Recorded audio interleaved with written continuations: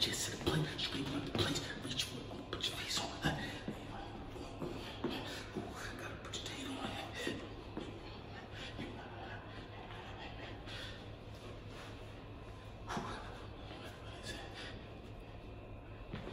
Cause everywhere I go, they with me. Back coming in the back street. Next time, I'm so feeling hollering in my. Hey, goddamn. So my question is, who are your top 10 Eagles players of all time? Love your channel, by the way.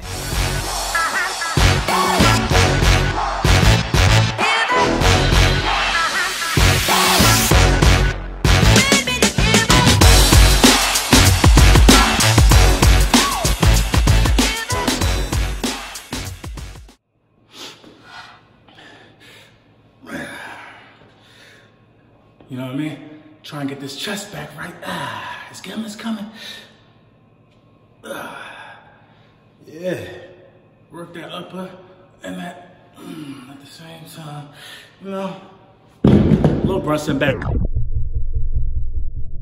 with the back at you. And I am the best reporter on the Eagles. Kirsten, that was a good question. You know, I've been asked that question a few times, and my top 10 always seem to change, but in no particular order. No particular order. And I know somebody gonna say I'm crazy. Like, how do you got this person? I know it's coming. No particular order. This is my top 10 Eagles players of all time. Donovan McNabb. Give me Brian Westbrook. Give me Corey Simon. Give me Deuce Staley. Give me Troy Vincent. Give me Randall Cunningham. Give me Reggie White. I only got 3 slots left. Now this is where it get tricky. Give me Nick Foles.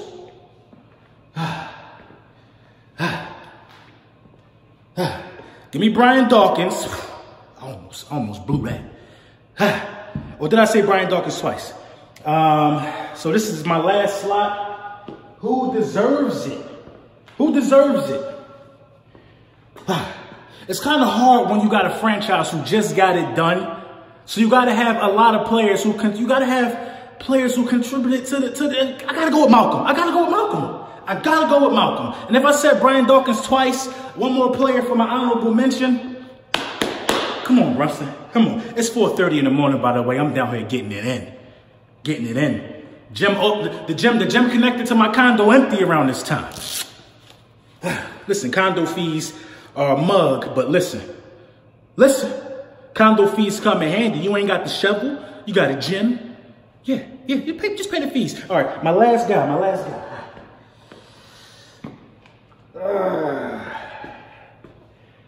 It's so hard. I said Randall. I gotta go with probably did I say Deuce? See, I'm getting confused. All right, give me Deuce. I think I said Deuce. Give me Deuce. My honorable mention guy, give me Deuce. Now, I want to talk about Golden Tate, Golden Grams, living my life like it's golden. The tweets that he came out with, basically saying, well, Adam Schefter reported on something and somebody got an extension already in February.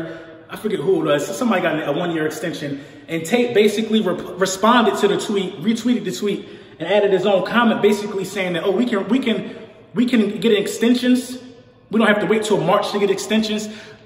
Basically, what that means to me is that when he was brought over by the Philadelphia Eagles, I think that they promised him, you know, an extension. I thought they said that, you know, we're getting you in hopes to extend you. But those things can change because this is a business. So I think he's feeling a little salty that his extension didn't just jump out the bag. But other things have to be restructured. Now, we made the postseason and we won a playoff game. He was a huge part of that Chicago Bears playoff game because the ball came to him to take the lead. We took the lead on we took the lead on a Golden Tate touchdown reception. We took the lead on that. And listen, man, truth be told, if you want me to be honest, besides that catch, he was non-existent for us. I mean, he didn't have a lot of time to prepare, and I think Nelson Aguilar could do a lot of the things that this guy does already with a greater downfield presence. We didn't do our part in exploiting Tate's strengths. Now, a full training camp with Carson Wentz, a full go at it for the season, I think that'll work wonders for Golden Tate. But I didn't see nothing that makes me say, oh, he's a must extend. But I wouldn't mind extending him. You know what I mean? I wouldn't mind extending him. But I think a healthy Carson Wentz and a healthy Nelson Aguilar, I think those guys are a good duo. So he's a little salty about that, which he should be. I mean, Philadelphia is a great city. A great place to play. He hasn't seen a lot of playoff success since he was with the Seahawks. So I can understand him wanting to come because we're just a few pieces from being in Miami at the end of the day in Super Bowl 54. Now, Kareem Hunt. A lot of people had this whole thing. It's just a lot of people are confused. They're saying Kareem Hunt, if Kareem Hunt got a second chance, why isn't Colin Kaepernick getting a second chance? That's two totally different situations for one. In order to get a second chance, you have to do something wrong. Colin Kaepernick didn't do anything wrong. He's just basically being shitted on. He didn't do anything wrong. Kareem Hunt did something wrong, which is why he got a second chance. Now, Ray Rice didn't get that second chance because Ray Rice was older than Kareem Hunt. Kareem Hunt still has a huge upside. Listen, at the end of the day, I know it's crazy. I know it's effed up or whatever you want to call it, but talent gets if you got talent, you'll get they'll forgive you faster. Point blank period. If you got something to offer, they'll turn a blind eye to anything you do. I mean, listen, man, if Tom Brady got caught with a truckload of cocaine coming from Medellin, come on. If Tom Brady was the one hiding Pablo Escobar's documents and all the proof that he is who he is, Tom Brady they would forgive it. It's Tom Brady.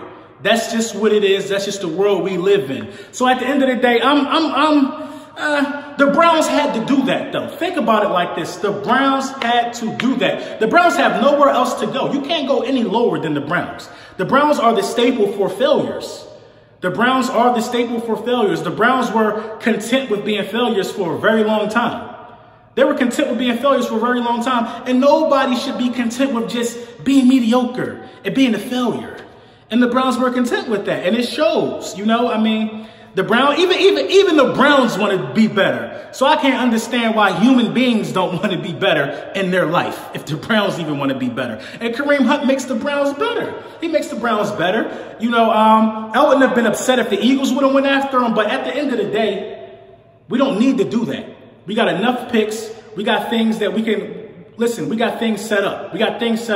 The Browns need to make as many positive moves as possible because the Browns have a knack for passing up on franchise quarterbacks and just drafting wrong people with #1 picks. This is a starting quarterback for nothing.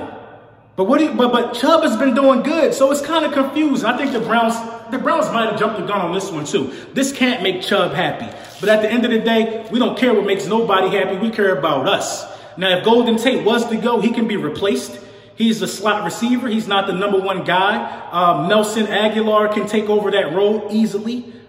You know what I mean? I don't foresee Mike Wallace coming back, but with the influx of these quarterbacks announcing that they're going to come to the NFL and announcing for the draft, the Nick Foles situation is starting to look more and more bleak to me of him going to the Jacksonville Jaguars. Because the Jacksonville Jaguars, what do they have? I think they have the 7th pick in the draft this year. The Jaguars can trade that pick and move up to get one of these quarterbacks. A lot of people like to say that this draft doesn't have a bunch of quarterbacks. Who knows which one of these guys is going to be a star? These guys don't know that. These guys don't know that. A lot of people shot the Bears down for taking Mitchell Trubisky, but Mitchell Trubisky seems to be like he's going to be one of the leaders of the new school, to be quite honest. And I can see the Jaguars trading that pick to move up. They're not ready to win. They're not a quarterback away.